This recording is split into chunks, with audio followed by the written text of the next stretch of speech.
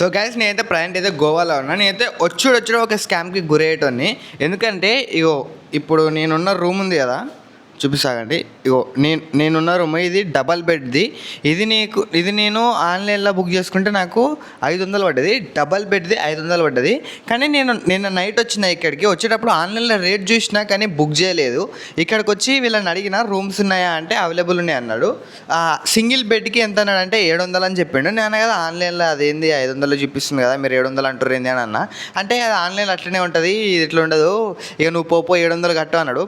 ఇక నేను కొంచెం తెలుసు కదా నేను ఎట్లుంటానో, వాడిని అక్కడనే కూర్చొని ఆగు నేను ఆన్లైన్లో బుక్ చేసుకుంటా అని ఆన్లైన్లో బుక్ చేసుకున్నాక వాళ్ళు ఏం చేసారు అంటే, నేను బుక్ చేసుకున్న తర్వాత వాళ్ళు ఏం చేసారు అంటే, అరే వీడు బుక్ చేసుకున్నాడు, వాళ్ళకి పైసలు బుక్ అయిపోయినాయి కదా, ఇప్పుడు నేను బుక్ చేసుకోవడం వల్ల 200 మైనస్ అయినాయి కదా. గంట సేపు నైట్ నేను 11 గంటలకు వస్తే 12 గంటల వరకు నన్ను ఆడనే కూర్చోబెట్టారు. ఆగు నీ పేరు ఇంకొస్తలే అని 11 గంటల నుంచి వెళ్ళి 12 గంటల వరకు నైట్ మొత్తం కూర్చోబెట్టారు. నాకు పిచ్చిలేసింది, కానీ ఏం కాదులే కూర్చుందాం, వాడు ఇచ్చేదాకా అట్లా కూర్చుంటాను. కూర్చున్న తర్వాత ఇగో ఇప్పుడు నాకు వాడు సింగిల్ బెడ్డే 700 చెప్పిండు, కానీ డబల్ బెడ్ 487 GST తోటి కలిపి 520 రూపాయలకు వచ్చింది. అన్నీ బట్టలన్నీ ఉతికేసుకున్నా. ఇట్లనే గోవాలో ఇప్పుడు నేను గోవా నుంచి మడ్గాన్లో ఉన్నా, రైల్వే స్టేషన్ పక్కనే ఉంటుంది ఈ ప్లేస్. మనం బుక్ చేసుకున్న హాస్టల్ వచ్చేసి సౌత్ గోవాలో ఉంది, నేను వచ్చేసి నార్త్ గోవాలో ఉన్నా.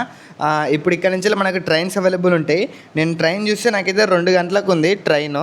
ఇప్పుడు వచ్చేసి టైం 12 అవుతుంది, అంటే ఇంకా 2 అవర్స్ నేను ఇక్కడనే ఉండాలి. కాకపోతే వాడు ఏమంటుండంటే ఇక్కడ 12 o'clockకే చెక్అవుట్ అంట. ఇప్పుడు మనం చెక్అవుట్ చేసి ఇక్కడ నుంచి వెళ్ళి బయటికి పోయి ఏమన్నా తిని మన రూమ్ కాడికి అయితే, అంటే మన హాస్టల్ కాడికి వెళ్ళిపోదాం.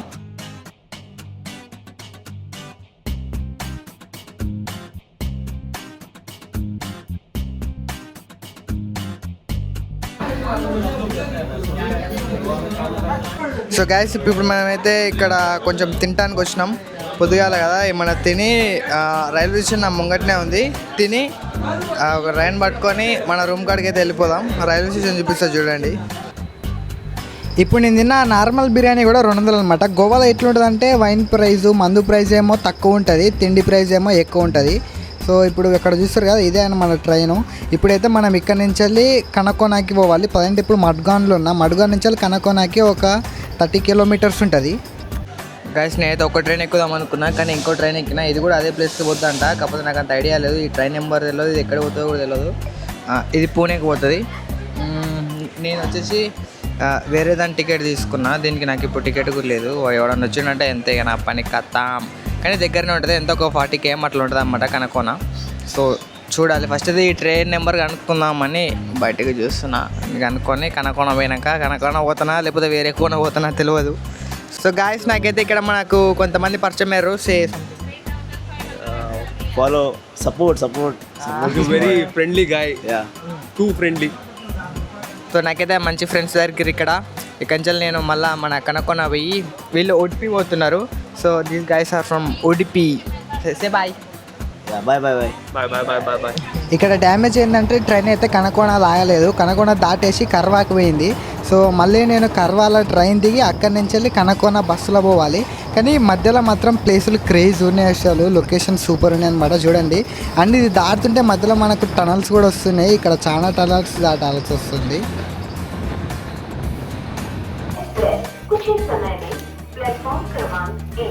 చూసారు కదా ఎంత బుగ్గ కథ అయిందో. వాడు సాయికోసాలేగాడు ట్రైన్ ఎక్కిపో నువ్వు మంచిగా ఆడ దింపుతుందని చెప్పిండు, కానీ ఆడ దిగిన తర్వాత అది అసలు ఆడనే ఆపుతలేదు, వేరే కాడికి కర్వార్ కాడికి వచ్చింది.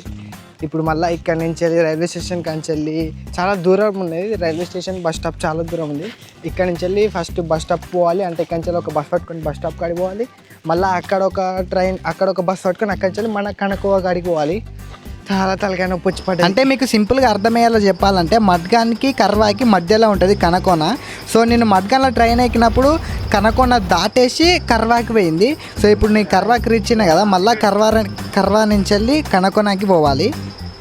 ఫస్ట్ అయితే కర్వా రైల్వే స్టేషన్ నుంచి వెళ్ళి కర్వా బస్ స్టాండ్కి అయితే ఒక టికెట్ తీసుకున్నా, 15 రూపాయలు పడ్డది. ఇప్పుడైతే మళ్ళీ ఇక్కడికి వచ్చి కర్వా మెయిన్ బస్ స్టాండ్కి వచ్చి ఇక్కడ నుంచి వెళ్ళి మళ్ళీ ఒక బస్ ఎక్కిన. ఇది వచ్చేసి కనకోనాకి తీసుకుపోతుంది. టికెట్ ప్రైస్ వచ్చేసి 60 రూపాయలు. ఒక 1 hour జర్నీ తర్వాత కనకోనాకైతే వచ్చేసిన. కానీ ఇక్కడ ఆటో వాళ్ళు బైక్ వాళ్ళు అయితే చాలా పైసలు అడుగుతారు. ఇక అక్కడి నుంచి వెళ్ళి మన హాస్టల్ జస్ట్ ఒక 2 km ఉంది. ఫస్ట్ నడుచుకుంటే పోదాం అనుకున్నా, కానీ ఎందుకో లిఫ్ట్ అడగకపోతే లిఫ్ట్ అడిగినా, నాకైతే లిఫ్ట్ ఇచ్చిర్రు మంచిగానే. చాలా లిఫ్ట్ దొరికింది. మనం మన ప్లేస్ కాడికి వెళ్తున్నాం. Guys, మీకు పైన అడగండి. మనమైతే ఇలా ఆడుకుంటే వెళ్ళిపోతూనే ఉండాలి. ఆటో లేకపోతే వాళ్ళు మనకు చాలా ఎక్స్పెన్సివ్ పెడతారు. అలా అలా అందరైతే కొద్ది దూరం దింపుతారు. ఫోన్ పెట్టి లిఫ్ట్ ఇచ్చి ఆడే లోపలే దింపేస్తున్నారు. ఎక్కించుకుంటారు. కెంజలిగా దగ్గరనే లిఫ్ట్ ఏం అడగాలనుకుంటే డైరెక్ట్ వెళ్ళిపోతాం.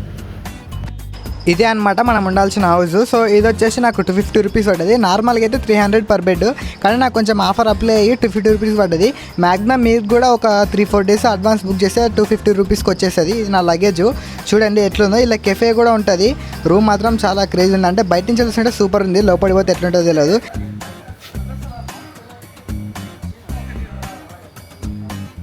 చూడండి మనకు ఎన్ని కష్టాలు, అసలు ఇన్ని రౌండ్లు వేసినాక ఇప్పుడు వచ్చినా అనమాట ఇక్కడికి. నా రూమ్ ఎట్లుంటుందో ఏమో, మంచిగా కూడా అలానే కోరుకుంటున్నా. నాకు ఎంత 250 పడ్డది ఇది. నేనే షాక్ అయినా. అంటే నాకు ఎన్నలేని కొంచెంసేపు లక్ వచ్చింది. ఇక లక్లో ఇట్లా వచ్చింది.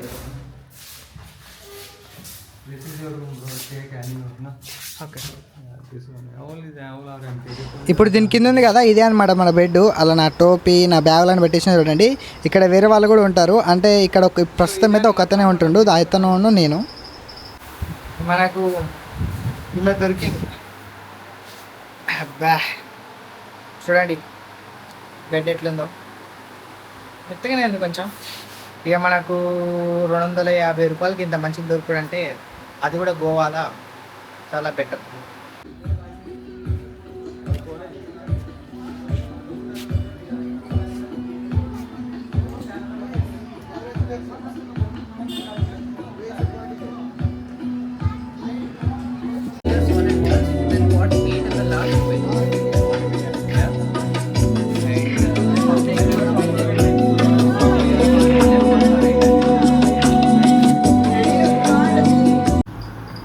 సో గైస్, గోవాలో అయితే మన రూమ్ టూర్ ఇలా ఫ్యాన్ మంచి తాగండి.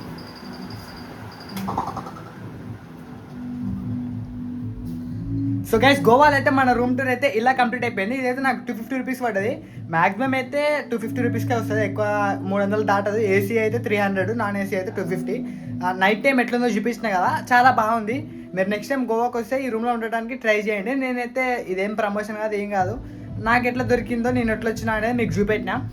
నెక్స్ట్ వీడియోస్లో మన గోవా మొత్తం ఎక్స్ప్లోర్ చేసి మీకు చూపిస్తా. సో మళ్ళీ మనం నెక్స్ట్ గోవా వీడియోస్లో కలుసుకుందాం. సో లేట్ చేయకుండా ఇప్పుడే మీరు మన ఛానల్ని సబ్స్క్రైబ్ చేసుకోండి. అట్లనే ఒక గంట బిల్ల కూడా గుద్దండి. గుద్దుతారని అనుకుంటున్నా. Love you all. By by.